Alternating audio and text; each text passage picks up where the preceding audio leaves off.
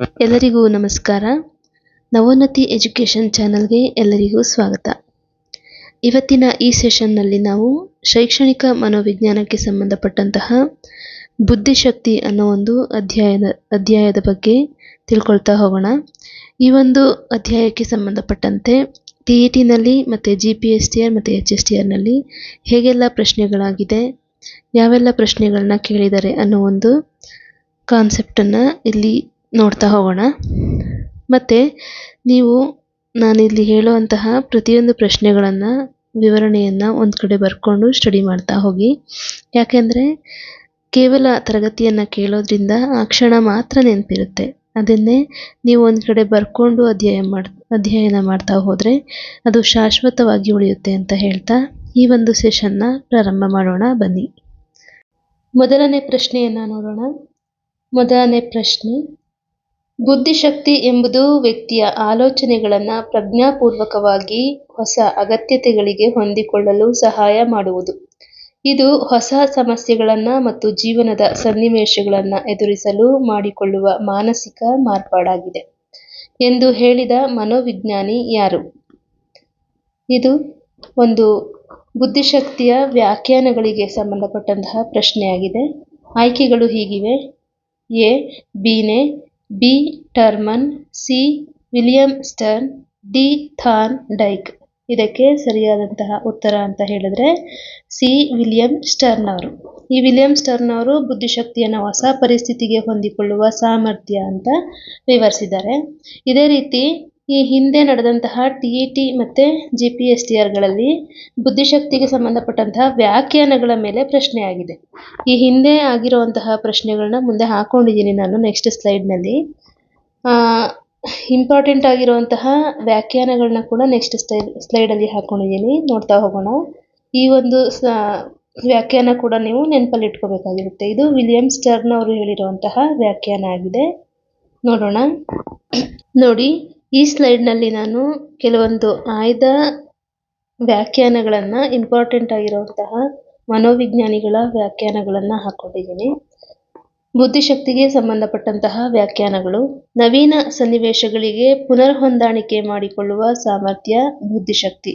ಈ ಒಂದು ವ್ಯಾಖ್ಯಾನವನ್ನು ಹೇಳಿದವರು ಬರ್ಟ್ ರವರು. ನೆಕ್ಸ್ಟು, ವ್ಯಕ್ತಿಯು ಉದ್ದೇಶಪೂರ್ವಕವಾಗಿ ವರ್ತಿಸಲು, ತರ್ಕಬದ್ಧವಾಗಿ ಯೋಚಿಸಲು ಮತ್ತು ಪರಿಸರದೊಂದಿಗೆ ಸಮರ್ಪಕವಾದ ರೀತಿಯಲ್ಲಿ ಹೊಂದಿಕೊಳ್ಳಲು ಬೇಕಾದ ಒಟ್ಟು ಸಾಮರ್ಥ್ಯವೇ ಬುದ್ಧಿಶಕ್ತಿ. ಈ ಒಂದು ವ್ಯಾಖ್ಯಾನವನ್ನು ಹೇಳಿದವರು ಡೇವಿಡ್ ವೆಸ್ಟ್ಲರ್ ಅವರು. ನೆಕ್ಸ್ಟು, ಉತ್ತಮವಾಗಿ ಶಬ್ದಾರ್ಥಗ್ರಹಣ ಮಾಡಿಕೊಳ್ಳುವ, ಉತ್ತಮವಾಗಿ ನಿರ್ಣಯಗಳನ್ನು ಕೈಗೊಳ್ಳುವ, ಉತ್ತಮವಾಗಿ ತರ್ಕಿಸುವ ವ್ಯಕ್ತಿಯ ಸಾಮರ್ಥ್ಯವೇ ಬುದ್ಧಿಶಕ್ತಿ. ಇದನ್ನು ಹೇಳಿದವರು ಆಲ್ಫ್ರೆಡ್ ಬೀನೆ ಅವರು. ಈ ಮೂರು ವ್ಯಾಖ್ಯಾನಗಳನ್ನು ಒಂದೊಂದು ಪರೀಕ್ಷೆಗಳಲ್ಲಿ ಆಲ್ರೆಡಿ ಕೇಳಲಾಗಿದೆ, ಹಾಗಾಗಿ ಅವನ್ನ ಆಯ್ಕೆ ಮಾಡ್ಕೊಂಡು ಇಲ್ಲಿ ಹಾಕೊಂಡಿದ್ದೀನಿ. ಓಕೆನಾ? ನೋಡ್ತಾ ಹೋಗಿ. ಮುಂದಿನ ಪ್ರಶ್ನೆ ನೋಡೋಣ. ಎರಡನೇ ಪ್ರಶ್ನೆ, ಮೊದಲ ಬುದ್ಧಿಶಕ್ತಿ ಪರೀಕ್ಷೆಯನ್ನು ರೂಪಿಸಿದವರು ಯಾರು? ಆಯ್ಕೆಗಳು ಹೀಗಿವೆ: spear Mann, Alfred ಬೀನೆ, gardener, Thurston. ವಿವರಣೆ: ಬುದ್ಧಿಶಕ್ತಿ ಪರೀಕ್ಷೆಯನ್ನು, ಇಂಟೆಲಿಜೆನ್ಸ್ ಟೆಸ್ಟ್, ಮೊದಲು ಪರಿಚಯಿಸಿದವರು ಫ್ರೆಂಚ್ ಮನಃಶಾಸ್ತ್ರಜ್ಞರಾದಂತಹ ಆಲ್ಫ್ರೆಡ್ ಬೀನೆ ಅವರು ಮತ್ತು ಅವರ ಸಹೋದ್ಯೋಗಿಯಾದಂತಹ ಥಿಯೋಡರ್ ಸೈಮನ್ ರವರು. ಈ ಇಬ್ಬರು ಸೇರಿಕೊಂಡು ಏನು ಮಾಡ್ತಾರೆ, ಮೊದಲ ಬುದ್ಧಿಶಕ್ತಿ ಪರೀಕ್ಷೆಯನ್ನು ಮಾಡ್ತಾರೆ. ಯಾವಾಗ ಅಂತ ಹೇಳಿದ್ರೆ 1905ರಲ್ಲಿ. ಇದನ್ನ ಸೈಮನ್ ಬೀನೆ ಅಥವಾ ಬೀನೆ ಸೈಮನ್ ಪರೀಕ್ಷೆ ಅಂತಾನೆ ಕರಿತಾ ಹೋಗ್ತಾರೆ. ಇದೇ ಒಂದು ಬುದ್ಧಿಶಕ್ತಿ ಪರೀಕ್ಷೆಯ ಮೊದಲ ಒಂದು ಪರೀಕ್ಷೆ ಆಗಿರುತ್ತೆ. ಮುಂದಿನ ಪ್ರಶ್ನೆ, ಮೂರನೇ ಪ್ರಶ್ನೆ, ವ್ಯಕ್ತಿಯ ಅಮೂರ್ತ ಆಲೋಚನಾ ಶಕ್ತಿಯೇ ಬುದ್ಧಿಶಕ್ತಿ ಎಂದು ಹೇಳಿದವರು ಯಾರು? ಈ ಒಂದು ಪ್ರಶ್ನೆ ಕೂಡ ಬುದ್ಧಿಶಕ್ತಿಯ ವ್ಯಾಖ್ಯಾನಗಳಿಗೆ ಸಂಬಂಧಪಟ್ಟಂತಹ ಪ್ರಶ್ನೆಯಾಗಿದೆ. ಆಯ್ಕೆಗಳು ಹೀಗಿವೆ: A Spearman, B Terman, C Gardner, D Thurstone ಅವರು. ಇದಕ್ಕೆ ಸರಿಯಾದಂತಹ ಉತ್ತರ ಅಂತ ಹೇಳಿದ್ರೆ ಬಿ ಟರ್ಮನ್ ಅವರಾಗಿರ್ತಾರೆ. ವಿವರಣೆ: ವ್ಯಕ್ತಿಯ ಅಮೂರ್ತ ಆಲೋಚನಾ ಶಕ್ತಿಯೇ ಬುದ್ಧಿಶಕ್ತಿ ಎಂದು ಹೇಳಿದವರು ಟರ್ಮನ್ ರವರು. ಇದು ಕೂಡ ಈ ಹಿಂದಿನ TET-ನಲ್ಲಿ ಆಗಿರ್ತಕ್ಕಂತಹ ಪ್ರಶ್ನೆ. ಈ ಒಂದು ಅಧ್ಯಾಯದಿಂದ ಅಂದರೆ ಬುದ್ಧಿಶಕ್ತಿ ಅನ್ನೋ ಒಂದು ಅಧ್ಯಾಯದಿಂದ 2022ರಲ್ಲಿ 4 ಪ್ರಶ್ನೆಗಳು ಬಂದಿದೆ. ಓಕೆನಾ. ಮತ್ತು ಪ್ರತಿಯೊಂದು ಪರೀಕ್ಷೆಗಳಲ್ಲಿ ಇದು 3ರಿಂದ 4 ಪ್ರಶ್ನೆಗಳು ಇದ್ದೇ ಇರುತ್ತೆ. ಹಾಗಾಗಿ ಇದೊಂದು ಅಧ್ಯಾಯ ನಿಮಗೆ ತುಂಬಾ ಇಂಪಾರ್ಟೆಂಟ್ ಆಗಿರುತ್ತೆ. ದಯಮಾಡಿ ಇದೊಂದು ಚಾಪ್ಟರ್ನ ಸ್ವಲ್ಪ ಒತ್ತನ್ನು ಕೊಟ್ಟು ಓದಬೇಕಾಗುತ್ತೆ ನೀವು. ಓಕೆನಾ. ಮುಂದಿನ ಪ್ರಶ್ನೆಯನ್ನು ನೋಡೋಣ. 4ನೇ ಪ್ರಶ್ನೆ, IQಯ ಪೂರ್ಣ ರೂಪ ಯಾವುದು? ಓಕೆನಾ. ಆಯ್ಕೆಗಳು ಹೀಗಿವೆ: intelligence quotient, intelligent quality, intelligence quality, internal quotient. ಇದಕ್ಕೆ ಸರಿಯಾದಂತಹ ಉತ್ತರ ಆಯ್ಕೆ ಎ, ಇಂಟೆಲಿಜೆನ್ಸ್ ಕೋಶಂಟ್ ಅಂತ ಹೇಳಿ. ಓಕೆನಾ. ವಿವರಣೆ ನೋಡೋಣ. IQ ಇಂಟೆಲಿಜೆನ್ಸ್ ಕೋಶಂಟ್ ಎಂದರೆ ಬುದ್ಧಿಶಕ್ತಿಯ ಪ್ರಮಾಣ. ಇದು ವ್ಯಕ್ತಿಯ ಮಾನಸಿಕ ವಯಸ್ಸು ಮತ್ತು ಕಾಲಾನುಕ್ರಮ ವಯಸ್ಸಿನ ನಡುವಿನ ಸಂಬಂಧವನ್ನು ತೋರಿಸುವ ಅಳತೆಯಾಗಿದೆ. ಸಾಮಾನ್ಯವಾಗಿ IQ 100 ಇದ್ದರೆ ಸರಾಸರಿ ಬುದ್ಧಿಶಕ್ತಿ ಎಂದು ಪರಿಗಣಿಸಲಾಗುತ್ತದೆ. IQ ಅಂದರೆ ಇಂಟೆಲಿಜೆಂಟ್ ಕೋಶಂಟ್, ಕನ್ನಡದಲ್ಲಿ ಬುದ್ಧಿಶಕ್ತಿಯ ಪ್ರಮಾಣ ಅಂತ ಹೇಳಿ ಕರಿತಾ ಹೋಗ್ತೀವಿ.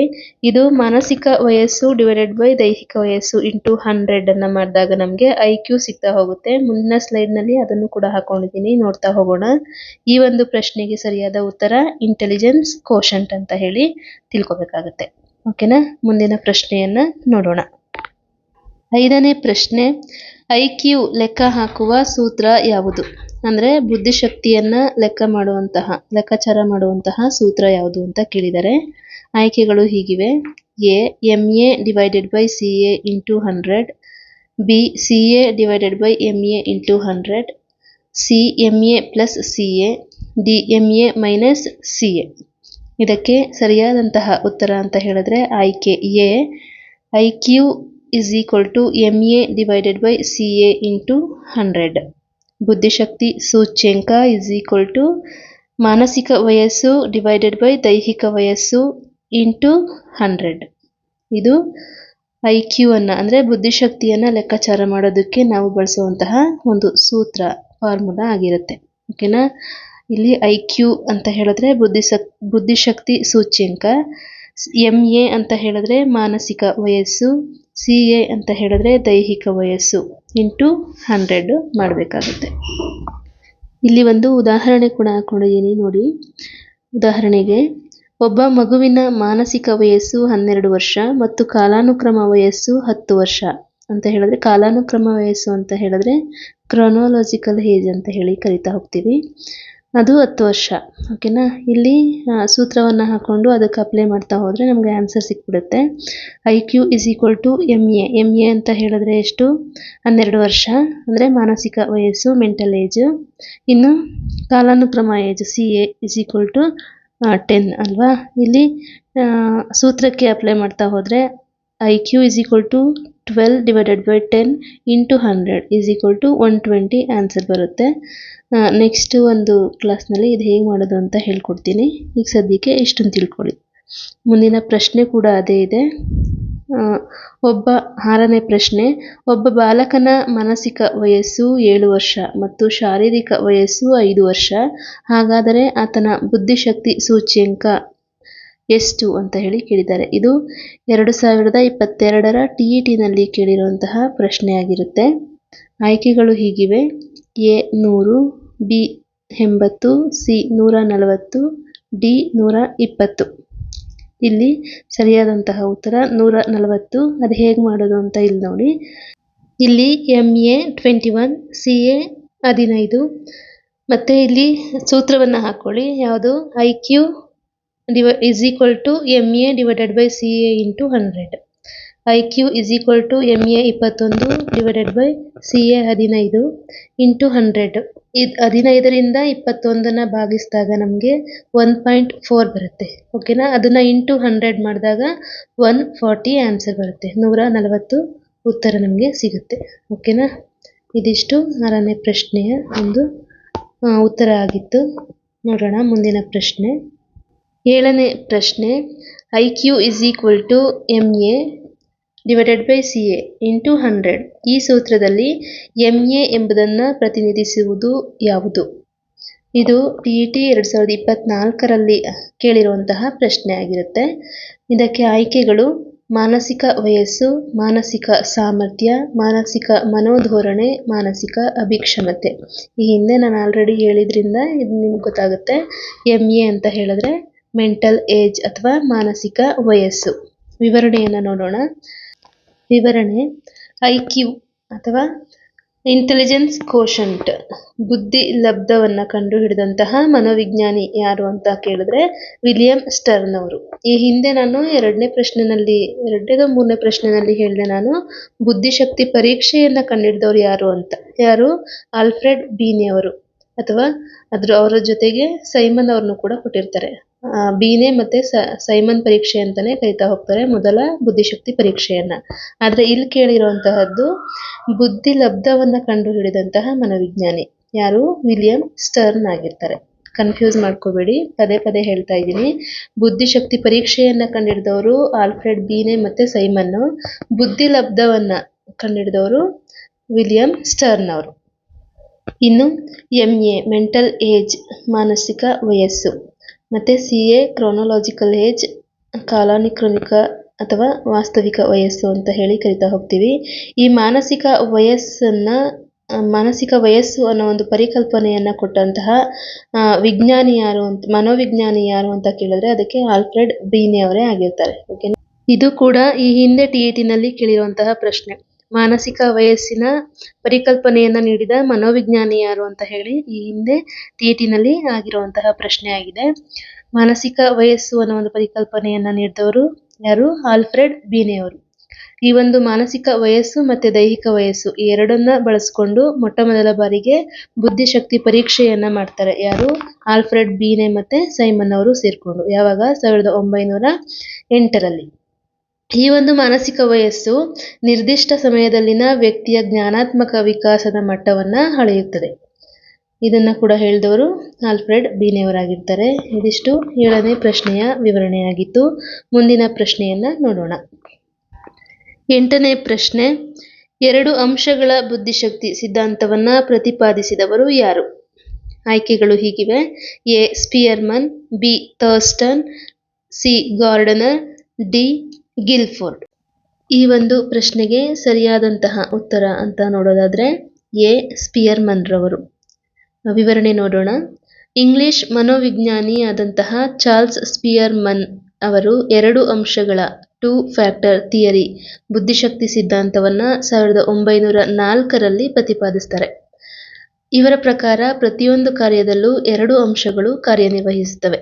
ಅಂದ್ರೆ ಒಂದು G ಕಾರಕ ಅಂಶ ಮತ್ತೆ ಇನ್ನೊಂದು S ಕಾರಕ ಅಂಶ. ನೋಡಿ ಇಲ್ಲಿ G ಅಂದ್ರೆ ಜನರಲ್ ಅಥವಾ ಸಾಮಾನ್ಯ ಕಾರಕದ ಲಕ್ಷಣಗಳು. ಓಕೆನಾ?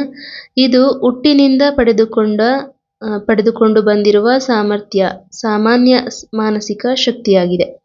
ಸಾಮಾನ್ಯ ಸಾಮರ್ಥ್ಯ ಒಬ್ಬ ವ್ಯಕ್ತಿಯಿಂದ ಇನ್ನೊಬ್ಬ ವ್ಯಕ್ತಿಗೆ ಭಿನ್ನವಾಗಿರುತ್ತದೆ. ದಿನನಿತ್ಯ ಜೀವನದಲ್ಲಿ ಬಳಕೆಯಾಗುವಂತಹ ಸಾಮಾನ್ಯ ಮಾನಸಿಕ ಸಾಮರ್ಥ್ಯವಾಗಿದೆ. ವ್ಯಕ್ತಿಯಲ್ಲಿ G ಕಾರಕ ಹೆಚ್ಚಾಗಿದ್ದಷ್ಟು ಜೀವನದಲ್ಲಿ ಯಶಸ್ಸು ಹೆಚ್ಚಾಗಿರುತ್ತದೆ.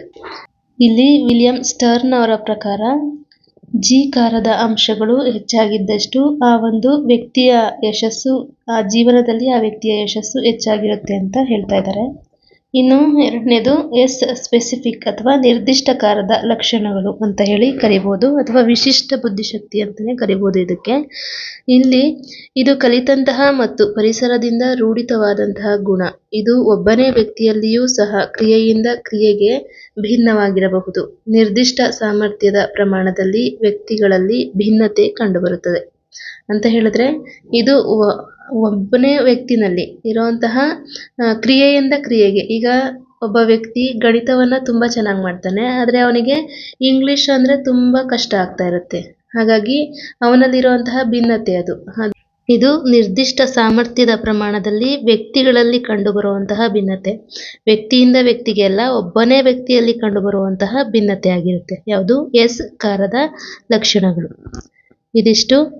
ಇನ್ನು ಉದಾಹರಣೆ ನೋಡೋದಾದ್ರೆ, ಒಬ್ಬ ವಿದ್ಯಾರ್ಥಿ ಗಣಿತ ಮತ್ತು ವಿಜ್ಞಾನ ಎರಡರಲ್ಲೂ ಉತ್ತಮ ಸಾಧನೆ ಮಾಡಿದರೆ ಅದನ್ನ G ಅಂಶದ ಪ್ರಭಾವ ಅಂತ ಹೇಳಿದ್ರೆ, ಅದೇ ವ್ಯಕ್ತಿ ಚಿತ್ರಕಲೆಯಲ್ಲಿ ಮಾತ್ರ ವಿಶೇಷ ಪ್ರತಿಭೆ ತೋರಿದ್ರೆ ಅದು S ಅಂಶದ ಪ್ರಭಾವ ಅಂತ ಹೇಳಿ ಕರೀತಾ ಹೋಗ್ತಾರೆ. ಓಕೆನಾ? ಇದಿಷ್ಟು. ಇನ್ನು ಮುಂದಿನ ಪ್ರಶ್ನೆಯನ್ನ ನೋಡೋಣ. 9ನೇ ಪ್ರಶ್ನೆ: ಬುದ್ಧಿಶಕ್ತಿಯ ಸಂರಚನೆಯು ಕ್ರಿಯೆಗಳು, ವಿಷಯ ಮತ್ತು ಉತ್ಪನ್ನಗಳನ್ನು ಒಳಗೊಳ್ಳುತ್ತದೆ.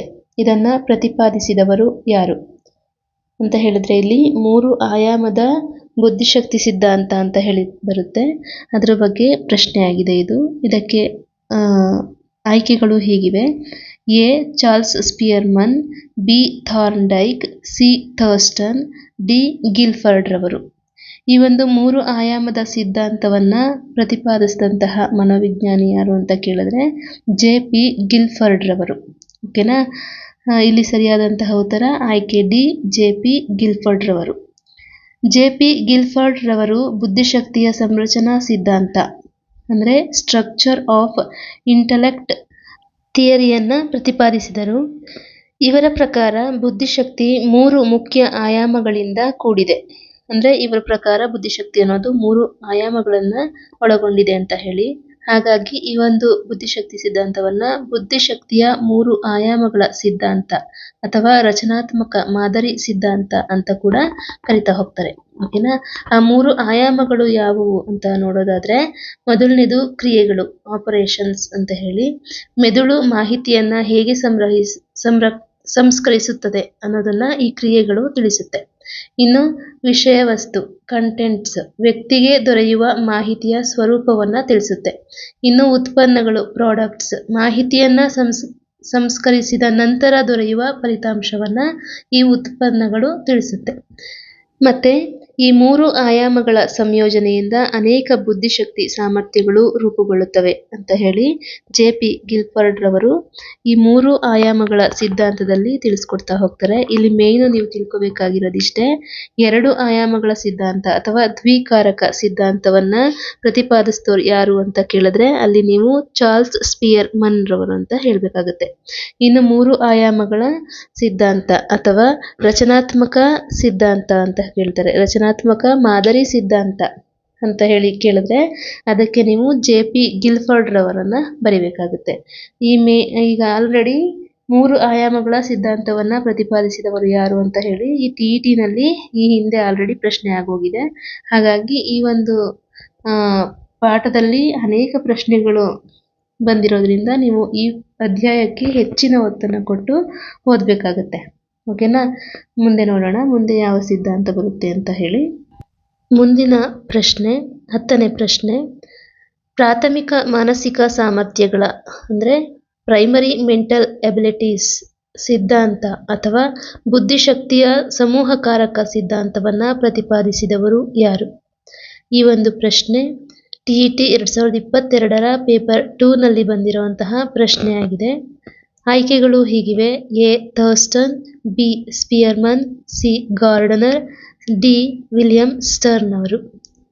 ಇದಕ್ಕೆ ಸರಿಯಾದಂತಹ ಉತ್ತರ ಎಲ್ ಥರ್ಸ್ಟನ್ ರವರು. ಓಕೆನಾ? ಇನ್ನು ವಿವರಣೆ ನೋಡೋದಾದ್ರೆ ಎಲ್ ಥರ್ಸ್ಟನ್ ರವರು ಬುದ್ಧಿಶಕ್ತಿ ಒಂದೇ ಅಂಶವಲ್ಲ, ಹಲವಾರು ಪ್ರಾಥಮಿಕ ಮಾನಸಿಕ ಸಾಮರ್ಥ್ಯಗಳ ಸಮೂಹ ಅಂತ ಪ್ರತಿಪಾದಿಸಿದ್ದಾರೆ. ಇನ್ನು ಥರ್ಸ್ಟನ್ ರವರು ಕಾರಕಗಳ ವಿಶ್ಲೇಷಣೆ ಆಧಾರದ ಮೇಲೆ 7 ಪ್ರಾಥಮಿಕ ಸಾಮರ್ಥ್ಯಗಳನ್ನ ಗುರುತಿಸಿದ್ದಾರೆ. ಇವುಗಳನ್ನು ಬಳಸಿಕೊಂಡು ಪ್ರಾಥಮಿಕ ಮಾನಸಿಕ ಸಾಮರ್ಥ್ಯಗಳ ಪರೀಕ್ಷೆಯನ್ನ ಕೂಡ ಇವರು ರೂಪಿಸಿರ್ತಾರೆ. ಹಾಗಾದ್ರೆ ಆ 7 ಪ್ರಾಥಮಿಕ ಸಾಮರ್ಥ್ಯಗಳು ಯಾವುದು ಅಂತ ಹೇಳಿ ನೋಡ್ತಾ ಹೋಗೋಣ. ನೋಡಿ, ಇಲ್ಲಿ ನಾನು ಎಲ್ ಥರ್ಸ್ಟನ್ ರವರ ಸಮೂಹ ಕಾರಕ ಸಿದ್ಧಾಂತದ ಒಂದು ಪ್ರಾಥಮಿಕ ಮಾನಸಿಕ ಸಾಮರ್ಥ್ಯಗಳನ್ನ ಇಲ್ಲಿ ಹಾಕೊಂಡಿದ್ದೀನಿ. ಇಲ್ಲಿ 7 ಪ್ರಾಥಮಿಕ ಮಾನಸಿಕ ಸಾಮರ್ಥ್ಯಗಳನ್ನ ನೀವು ನೋಡ್ಬೋದು. ಪರೀಕ್ಷೆಗಳಲ್ಲಿ ಇದನ್ನ ಕೇಳೋ ಸಾಧ್ಯತೆ ಹೆಚ್ಚಾಗಿದೆ. ಇಲ್ಲಿ ಯಾವುದಾದ್ರೂ 4 ಆಯ್ಕೆ ಮಾಡಿಕೊಂಡು ಈ 4 ಸಾಮರ್ಥ್ಯಗಳು ಯಾರ ಒಂದು ಬುದ್ಧಿಶಕ್ತಿ ಸಿದ್ಧಾಂತದ ಸಾಮರ್ಥ್ಯಗಳಾಗಿವೆ ಅಂತ ಕೇಳಬಹುದು. ಈಗ ಆಲ್ರೆಡಿ ಕೇಳಿರುವಂತಹ ಪ್ರಶ್ನೆ ಆಗಿರೋದ್ರಿಂದ ನಾನು ಇದನ್ನ ತುಂಬಾ ಒತ್ತಿ ಹೇಳ್ತಾ ಇದ್ದೀನಿ. ಈ 7 ಸಾಮರ್ಥ್ಯಗಳನ್ನ ಬಯಾಟ್ ಮಾಡಿ ಆದ್ರೂ ನೀವು ಕಲಿಯಲೇಬೇಕಾಗುತ್ತೆ. ಓಕೆನಾ? ಬನ್ನಿ ನೋಡೋಣ. ಎಲ್ ಥರ್ಸ್ಟನ್ ರವರು ಗುರುತಿಸಿರುವ 7 ಪ್ರಾಥಮಿಕ ಮಾನಸಿಕ ಸಾಮರ್ಥ್ಯಗಳು. ಮೊದಲನೇದ್ದು ಸಂಖ್ಯಾ ಸಾಮರ್ಥ್ಯ, 2 ಶಾಬ್ದಿಕ ಸಾಮರ್ಥ್ಯ, 3 ಸ್ಥಳಾವಕಾಶ ಸಂಬಂಧಗಳು, 4 ಸ್ಮೃತಿ, 5 ತಾರ್ಕಿಕತೆ, 6 ಪದಗಳ ನಿರರ್ಗಳತೆ, 7 ಗ್ರಹಿಸುವ ವೇಗ. ಈ 7 ಸಾಮರ್ಥ್ಯಗಳನ್ನ ನೀವು ನೆನಪಲ್ಲಿ ಇಟ್ಕೊಳ್ಳೇಬೇಕಾಗುತ್ತೆ. ಪರೀಕ್ಷಾ ದೃಷ್ಟಿಯಿಂದ ಇವು ತುಂಬ ಪ್ರಾಮುಖ್ಯತೆಯನ್ನು ಹೊಂದಿವೆ. ಹಾಗಾಗಿ ಮತ್ತೆ ಇನ್ನೊಂದು ಸಿದ್ಧಾಂತ ಬರುತ್ತೆ ಹಾರ್ವರ್ಡ್ ಗಾರ್ಡನರ್ ಅವ್ರದ್ದು ಬಹು ಬುದ್ಧಿಶಕ್ತಿಯ ಸಿದ್ಧಾಂತ ಅಂತ ಹೇಳಿ. ಆ ಸಿದ್ಧಾಂತದಲ್ಲಿ 8 ಸಾಮರ್ಥ್ಯಗಳನ್ನ ಗುರುತಿಸಿದ್ದಾರೆ ಅವರು. ಓಕೆನಾ, ಆ 8 ಸಾಮರ್ಥ್ಯಗಳು ಮತ್ತೆ ಈ ಥರ್ಸ್ಟನ್ ಅವರ 7 ಸಾಮರ್ಥ್ಯಗಳು ಒಂದಕ್ಕೊಂದು ನಿಮ್ಗೆ ಏನು ಕನ್ಫ್ಯೂಸ್ ಆಗಬಹುದು. ಹಾಗಾಗಿ ಅವನ್ನ ಮತ್ತೆ ಇವನ್ನ ಎರಡು ಒಂದ್ ಕಡೆ ಬರ್ಕೊಂಡು ನೀವು ಬೈ ಹಾರ್ಟ್ ಮಾಡ್ಕೊಳ್ಳೇಬೇಕಾಗುತ್ತೆ. ಓಕೆನಾ, ನೋಡ್ತಾ ಹೋಗೋಣ. ನೆಕ್ಸ್ಟ್ ಸ್ಲೈಡ್ ನಲ್ಲಿ ಅವರ ಒಂದು ಸಿದ್ಧಾಂತದ ಸಾಮರ್ಥ್ಯಗಳನ್ನ ಕೂಡ ನಾನು ಹಾಕೊಂಡಿದ್ದೇನೆ. ಮೊದಲಿಗೆ ಈ ಒಂದು ಥರ್ಸ್ಟನ್ ರವರ 7 ಪ್ರಾಥಮಿಕ ಮಾನಸಿಕ ಸಾಮರ್ಥ್ಯಗಳನ್ನ ನೋಟ್ ಮಾಡ್ಕೊಳ್ತಾ ಹೋಗಿ ನೆಕ್ಸ್ಟ್ ಸ್ಲೈಡ್ ನಲ್ಲಿ ಅವರ ಬಗ್ಗೆನೂ ತಿಳಿಸ್ಕೊಡ್ತಾ ಹೋಗ್ತೀನಿ. ಇನ್ನೊಮ್ಮೆ ಹೇಳ್ತೀನಿ ನೋಡಿ, ಎಲ್ ಥರ್ಸ್ಟನ್ ರವರು ಗುರುತಿಸಿರುವಂತಹ 7 ಪ್ರಾಥಮಿಕ ಮಾನಸಿಕ ಸಾಮರ್ಥ್ಯಗಳು ಅಂತ ಕೇಳಿದ್ರೆ, 1 ಸಂಖ್ಯಾ ಸಾಮರ್ಥ್ಯ, 2ನೇದು ಶಾಬ್ದಿಕ ಸಾಮರ್ಥ್ಯ, 3ನೇದು ಸ್ಥಳಾವಕಾಶ ಸಂಬಂಧಗಳು, 4ನೇದು ಸ್ಮೃತಿ, 5ನೇದು ತಾರ್ಕಿಕತೆ, 6ನೇದು ಪದಗಳ ನಿರರ್ಗಳತೆ, 7ನೇದು ಗ್ರಹಿಸುವ ವೇಗ. ಇವು ಇವರ ಒಂದು ಮಾನಸಿಕ ಸಾಮರ್ಥ್ಯಗಳಾಗಿರುತ್ತೆ. ನೆನಪಲ್ಲಿಟ್ಕೊಳ್ಳಿ. ಮುಂದಿನ ಪ್ರಶ್ನೆಗೆ ಹೋಗೋಣ. 11ನೇ ಪ್ರಶ್ನೆ, ಬುದ್ಧಿಶಕ್ತಿಯು ಏಕರೂಪದ ಅಂಶವಲ್ಲ, ಬದಲಾಗಿ ಅದು ಅನೇಕ ಸ್ವತಂತ್ರ ಬುದ್ಧಿಶಕ್ತಿಗಳ ಸಮೂಹವಾಗಿದೆ ಎಂದು ಪ್ರತಿಪಾದಿಸಿದವರು ಯಾರು? ಆಯ್ಕೆಗಳು ಹೀಗಿವೆ: Charles Spearman, Harvard Gardner, Alfred Binet, Louis Thurstone. ಇದಕ್ಕೆ ಸರಿಯಾದಂತಹ ಉತ್ತರ ಆಯ್ಕೆ ಬಿ, ಹೋವರ್ಡ್ ಗಾರ್ಡನರ್ ಅವರು. ವಿವರಣೆ ನೋಡೋಣ. ಹೋವರ್ಡ್ ಗಾರ್ಡನರ್ ಅವರು ಸಾಂಪ್ರದಾಯಿಕ ಬುದ್ಧಿಶಕ್ತಿ ಮಾಪನಗಳನ್ನು ವಿರೋಧಿಸಿ ಮಾನವನಲ್ಲಿ 8 ವಿಭಿನ್ನ ರೀತಿಯ ಸ್ವತಂತ್ರ ಬುದ್ಧಿಶಕ್ತಿಗಳು ಇರುತ್ತವೆ ಎಂದು ತಮ್ಮ ಬಹುಮುಖಿ ಬುದ್ಧಿಶಕ್ತಿ ಸಿದ್ಧಾಂತದಲ್ಲಿ ತಿಳಿಸಿದ್ದಾರೆ. ಅಂದರೆ ಥಿಯರಿ ಆಫ್ ಮಲ್ಟಿಪಲ್ ಇಂಟೆಲಿಜೆನ್ಸ್ ಅಂತ ಹೇಳಿ. ಆ ಒಂದು ಬುದ್ಧಿಶಕ್ತಿ ಸಿದ್ಧಾಂತದಲ್ಲಿ ಹಾರ್ವರ್ಡ್ ಗಾರ್ಡನರ್ ಅವರು 8 ಸಾಮರ್ಥ್ಯಗಳನ್ನು ಗುರುತಿಸಿದ್ದಾರೆ. ಎಷ್ಟು? 8 ಸ್ವತಂತ್ರ ಬುದ್ಧಿಶಕ್ತಿಗಳಿರುತ್ತೆ ಅಂತ ಹೇಳಿದ್ದಾರೆ. ಅದು ಯಾವುದು ಅಂತ ಮುಂದಿನ ಸ್ಲೈಡ್ನಲ್ಲಿ ನೋಡ್ತಾ ಹೋಗೋಣ. ನೋಡಿ, ಈ ಸ್ಲೈಡ್ನಲ್ಲಿ ಹಾರ್ವರ್ಡ್ ಗಾರ್ಡನರ್ ಅವರು ಗುರುತಿಸಿರುವಂತಹ 8 ಸಾಮರ್ಥ್ಯಗಳನ್ನು ನಾನಿಲ್ಲಿ ಹಾಕೊಂಡಿದ್ದೀನಿ. ಹಾರ್ವರ್ಡ್ ಗಾರ್ಡನರ್ ಅವರು ಬುದ್ಧಿಶಕ್ತಿ ಸಿದ್ಧಾಂತದ ಸಾಮರ್ಥ್ಯಗಳು: 1ನೇದ್ದು ತಾರ್ಕಿಕ ಗಣಿತೀಯ ಬುದ್ಧಿಶಕ್ತಿ, 2ನೇದ್ದು ಭಾಷಾ ಬುದ್ಧಿಶಕ್ತಿ, 3 ಸಂಗೀತ ಬುದ್ಧಿಶಕ್ತಿ, 4 ಸ್ಥಳಗ್ರಹಿಕ ಬುದ್ಧಿಶಕ್ತಿ, 5 ದೈಹಿಕ ಚಲನಾತ್ಮಕ ಬುದ್ಧಿಶಕ್ತಿ, 6 ಅಂತರ್ವ್ಯಕ್ತಿ ಬುದ್ಧಿಶಕ್ತಿ, 7 ಅಂತರ್ಗತ ವ್ಯಕ್ತಿ ಬುದ್ಧಿಶಕ್ತಿ, 8 ನೈಸರ್ಗಿಕ ಬುದ್ಧಿಶಕ್ತಿ. ಇವಿಷ್ಟು ಹಾರ್ವರ್ಡ್ ಗಾರ್ಡನರ್ ಅವರು ಗುರುತಿಸಿರುವಂತಹ 8 ಬುದ್ಧಿಶಕ್ತಿ ಸಾಮರ್ಥ್ಯಗಳಾಗಿದೆ. ಓಕೆನಾ, ಥರ್ಸ್ಟನ್ ರವರು 7 ರೀತಿಯ ಬುದ್ಧಿಶಕ್ತಿ ಸಾಮರ್ಥ್ಯಗಳನ್ನು ಗುರುತಿಸಿದರೆ ಇವರು 8 ರೀತಿಯ ಬುದ್ಧಿಶಕ್ತಿ ಸಾಮರ್ಥ್ಯಗಳನ್ನು ಗುರುತಿಸಿದ್ದಾರೆ. ಈ ಎರಡು ಸ್ವಲ್ಪ ಕನ್ಫ್ಯೂಸ್ ಆಗ್ಬೋದು. ಎರಡು ಒಂದ್ ಕಡೆ ಬರ್ಕೊಂಡು ನೀವು ಭಯಾಟ್ ಮಾಡ್ತಾ ಹೋದ್ರೆ ಖಂಡಿತ ನೆನಪಿನಲ್ಲಿ ಉಳ್ಕೊಳ್ಳುತ್ತೆ. ಮತ್ತೆ ಈ ಬುದ್ಧಿಶಕ್ತಿಯ ಸಿದ್ಧಾಂತಗಳು 5 ಬರುತ್ತೆ. 5 ಬುದ್ಧಿಶಕ್ತಿಯ ಸಿದ್ಧಾಂತಗಳು ಬರುತ್ತೆ. ಮೊದಲನೇದು ದ್ವಿಕಾರಕ ಸಿದ್ಧಾಂತ, 2ನೇದು 3 ಆಯಾಮಗಳ ಸಿದ್ಧಾಂತ, 3ನೇದು ಸಮೂಹಕಾರಕ ಸಿದ್ಧಾಂತ, ಇನ್ನೊಂದು ಬಹುಬುದ್ಧಿಶಕ್ತಿ ಸಿದ್ಧಾಂತ, ಮತ್ತೆ ಥಾರ್ನ್ಡೈಕ್ ಅವ್ರದ್ದು ಬಹುಕಾರಕ ಸಿದ್ಧಾಂತ ಅಂತೇಳಿ 5 ಬುದ್ಧಿಶಕ್ತಿ ಸಿದ್ಧಾಂತಗಳು ಬರುತ್ತೆ. ಈ 5ನ್ನು ನೀವು ಒಂದ್ ಕಡೆ ಬರ್ಕೊಂಡು ಯಾರ್ಯಾರ ಸಿದ್ಧಾಂತ ಯಾರ್ಯಾರ್ದು, ಈಗ ಎಕ್ಸಾಂಪಲ್ಗೆ ದ್ವಿಕಾರಕ ಸಿದ್ಧಾಂತ ಯಾರ್ದು? ಸ್ಪಿಯರ್ಮನ್ ಅವ್ರದ್ದು. 3 ಆಯಾಮಗಳ ಸಿದ್ಧಾಂತ ಯಾರ್ದು? ಗಿಲ್ಫರ್ಡ್ ಅವ್ರದ್ದು. ಮತ್ತೆ ಸಮೂಹಕಾರಕ ಸಿದ್ಧಾಂತ ಯಾರ್ದು? ಥರ್ಸ್ಟನ್ ಅವ್ರದ್ದು. ಮತ್ತೆ ಬಹುಬುದ್ಧಿಶಕ್ತಿಯ ಸಿದ್ಧಾಂತ ಯಾರ್ದು? ಹೋವರ್ಡ್ ಗಾರ್ಡನರ್ ಅವ್ರದ್ದು. ಮತ್ತೆ ಬಹುಕಾರಕ ಸಿದ್ಧಾಂತ ಯಾರ್ದು? ಥಾರ್ನ್ಡೈಕ್ ಅವ್ರದ್ದು. ಇವು 5 ಸಿದ್ಧಾಂತಗಳು ಒಂದ್ ಕಡೆ, ಇನ್ನೊಂದ್ ಕಡೆ ಕಂಡಿಡಿದಂತಹ ಮನೋವಿಜ್ಞಾನಿಗಳು ಹೆಸರುಗಳನ್ನ ಒಟ್ಟಿಗೆ ಬರ್ಕೊಂಡು ಪಟ್ಟಿ ಮಾಡ್ಕೊಂಡು ನೀವು ಭಯಾಟ್ ಮಾಡ್ತಾ ಹೋದ್ರೆ ಖಂಡಿತ ನೆನಪಿನಲ್ಲಿ ಉಳಿಯುತ್ತೆ. ಬುದ್ಧಿಶಕ್ತಿ ಈ ಒಂದು ಅಧ್ಯಾಯ ಪರೀಕ್ಷಾ ದೃಷ್ಟಿಯಿಂದ ನಿಮಗೆ ತುಂಬಾನೇ ಮುಖ್ಯ ಆಗುತ್ತೆ, ತುಂಬಾ ಇಂಪಾರ್ಟೆನ್ಸ್ ಅನ್ನ ಕೊಡುತ್ತೆ. ಹಾಗಾಗಿ ಇಲ್ಲಿ ನಾನು ಹೇಳಿರುವಂತಹ ಪ್ರತಿಯೊಂದು ಪಾಯಿಂಟ್ ಅನ್ನ ನೋಟ್ ಮಾಡಿಕೊಂಡು ಬರ್ಕೊಂಡು ಓದ್ತಾ ಹೋಗಿ, ಖಂಡಿತ ಅರ್ಥ ಆಗುತ್ತೆ. ಓಕೆನಾ, ಇನ್ನು ಮುಂದಿನ ಪ್ರಶ್ನೆಯನ್ನ ನೋಡೋಣ. 12ನೇ ಪ್ರಶ್ನೆ, ಮೂರ್ತ, ಅಮೂರ್ತ ಮತ್ತು ಸಾಮಾಜಿಕ ಬುದ್ಧಿಶಕ್ತಿ ಎಂಬ ಪರಿಕಲ್ಪನೆಯನ್ನ ನೀಡಿದ ಮನೋವಿಜ್ಞಾನಿ ಯಾರು? ಈ ಒಂದು ಪ್ರಶ್ನೆಯನ್ನ ಕೇಳಿರೋದು TET 2019 ಒಂದು ಪ್ರಶ್ನೆ ಪತ್ರಿಕೆಯಲ್ಲಿ. ಆಯ್ಕೆಗಳು ಹೀಗಿವೆ: ಥಾರ್ನ್ಡೈಕ್, ಥರ್ಸ್ಟನ್, ಗಾರ್ಡನರ್ ಮತ್ತು ಗಿಲ್ಫೋರ್ಡ್. ನಾನಿಲ್ಲಿ ಈ ಹಿಂದೆ TETನಲ್ಲಿ ಕೇಳಿರುವಂತಹ ಎಲ್ಲ ಪ್ರಶ್ನೆಗಳನ್ನು ಆಯ್ಕೆ ಮಾಡ್ಕೊಂಡಿದ್ದೀನಿ ನಿಮ್ಮ ಒಂದು ಅಧ್ಯಯನದ ಅನುಕೂಲಕ್ಕಾಗಿ. ದಯಮಾಡಿ ನನ್ನ ಚಾನಲನ್ನು ಸಬ್ಸ್ಕ್ರೈಬ್ ಮಾಡಿಕೊಂಡು ನೋಡಿ, ನಿಮ್ಮ ಸ್ನೇಹಿತರಿಗೆ ಶೇರ್ ಮಾಡಿ, ಲೈಕ್ ಮಾಡಿ ಅಂತ ಹೇಳಿ ಕೇಳ್ಕೊತಾ ಮುಂದಿನ ವಿವರಣೆಯನ್ನು ನೋಡೋಣ.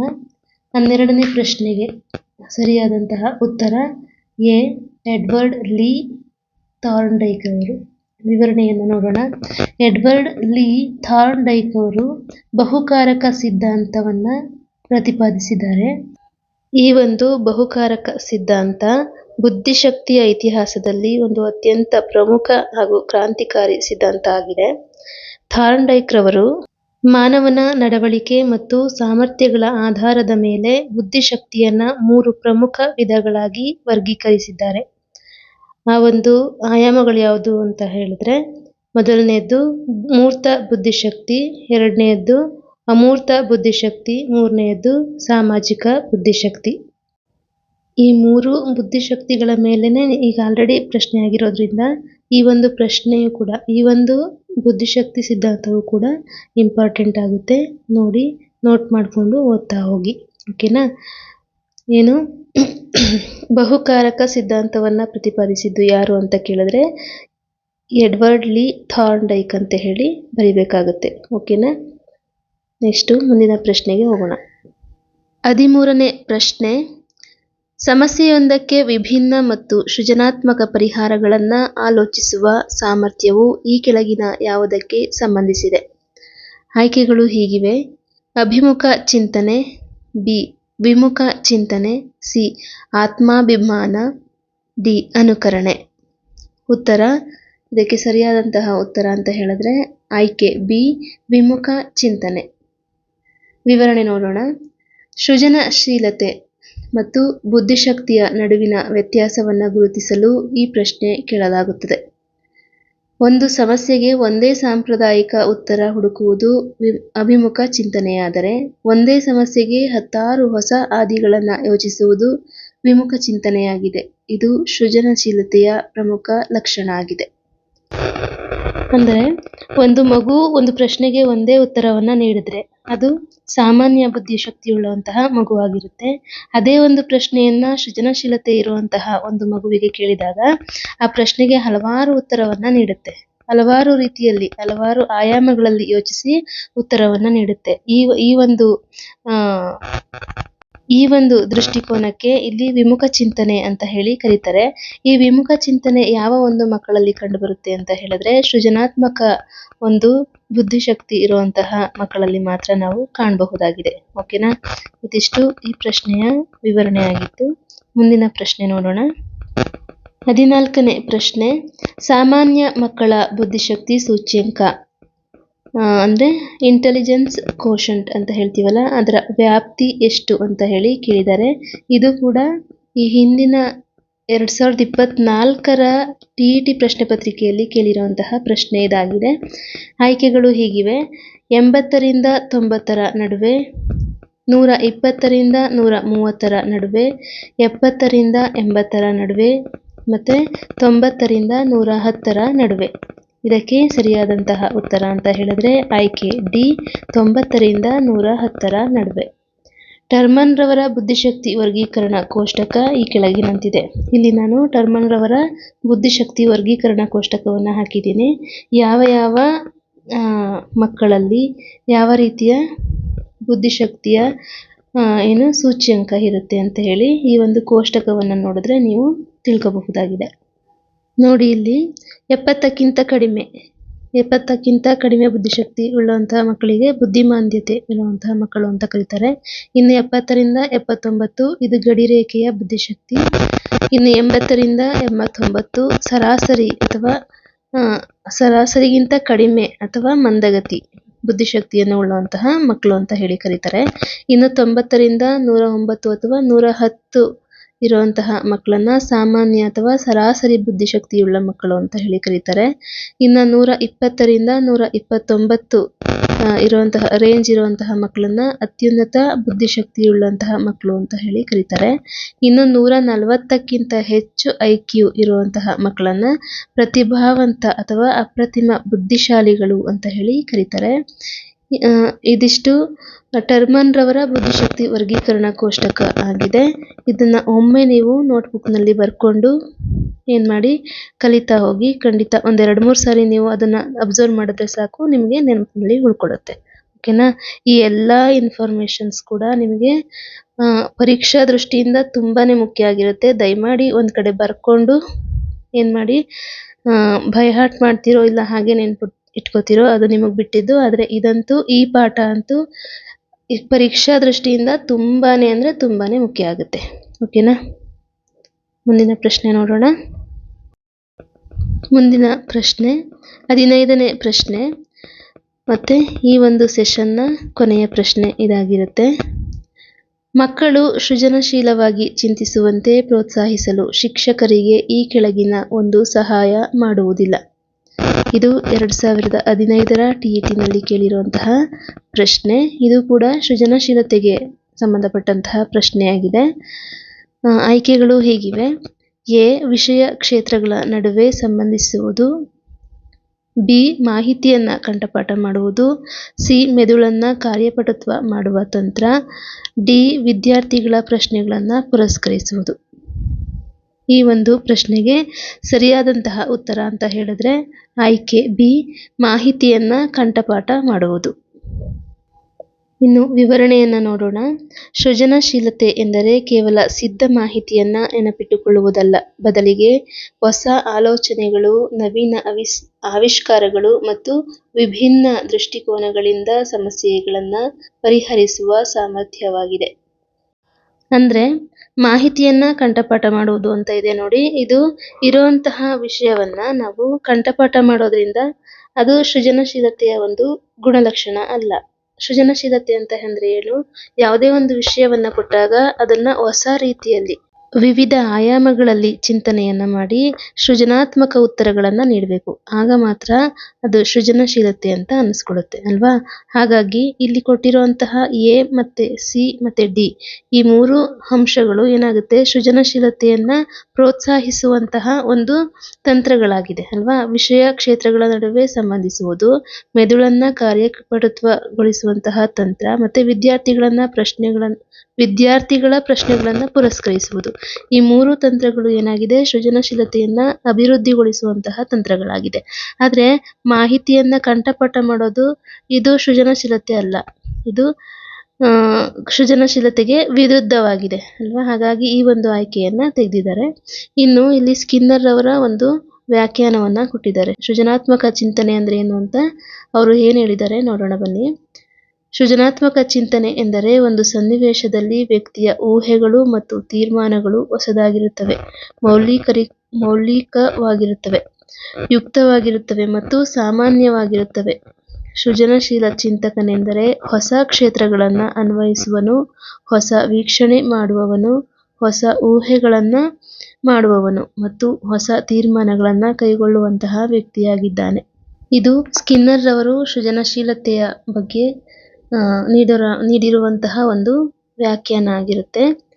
ಇದಿಷ್ಟು ಇವತ್ತಿನ ತರಗತಿಯಾಗಿತ್ತು. ಒಟ್ಟು 15 ಪ್ರಶ್ನೆಗಳನ್ನ ಇಲ್ಲಿ ಒಂದಷ್ಟು ವಿವರಣೆಯೊಂದಿಗೆ ನಾನು ನಿಮಗೆ ತಿಳಿಸೋದಕ್ಕೆ ಪ್ರಯತ್ನ ಮಾಡಿದ್ದೀನಿ. ನನ್ನ ಈ ಒಂದು ಪ್ರಯತ್ನಕ್ಕೆ ನಿಮ್ಮ ಸಹಕಾರ ತುಂಬಾನೇ ಮುಖ್ಯ ಆಗಿರುತ್ತೆ. ಸೊ ನೀವು ನನ್ನ ತರಗತಿಗಳನ್ನು ಹೀಗೆ ಸಪೋರ್ಟ್ ಮಾಡ್ತಾ ಹೋಗಿ, ಶೇರ್ ಮಾಡೋದ್ರ ಮೂಲಕ, ಸಬ್ಸ್ಕ್ರೈಬ್ ಮಾಡೋದ್ರ ಮೂಲಕ ಮತ್ತು ಲೈಕ್ ಕೊಡೋದ್ರ ಮೂಲಕ. ಓಕೆನಾ? ಹೀಗೆ ಇನ್ನೂ ಹೆಚ್ಚು ತರಗತಿಯನ್ನು ಮಾಡೋದಕ್ಕೆ ನಿಮ್ಮ ಈ ಸಬ್ಸ್ಕ್ರೈಬು, ಲೈಕ್ ಮತ್ತು ಶೇರ್ಗಳು ನನಗೆ ಸ್ಫೂರ್ತಿ ಆಗುತ್ತೆ ಅಂತ ಹೇಳ್ತಾ, ಇವತ್ತಿನ ತರಗತಿಯ ಬಗ್ಗೆ ನಿಮ್ಮ ಅನಿಸಿಕೆ ಅಭಿಪ್ರಾಯಗಳನ್ನು ಕಮೆಂಟ್ ಬಾಕ್ಸ್ನಲ್ಲಿ ತಿಳಿಸಿ. ಇಲ್ಲಿಯವರೆಗೆ ಶಾಂತ ರೀತಿಯಲ್ಲಿ ಕುಳಿತು ನನ್ನ ತರಗತಿಯನ್ನು ವೀಕ್ಷಿಸಿದ್ದಕ್ಕಾಗಿ ನಿಮ್ಮೆಲ್ಲರಿಗೂ ತುಂಬು ಹೃದಯದ ಧನ್ಯವಾದಗಳು.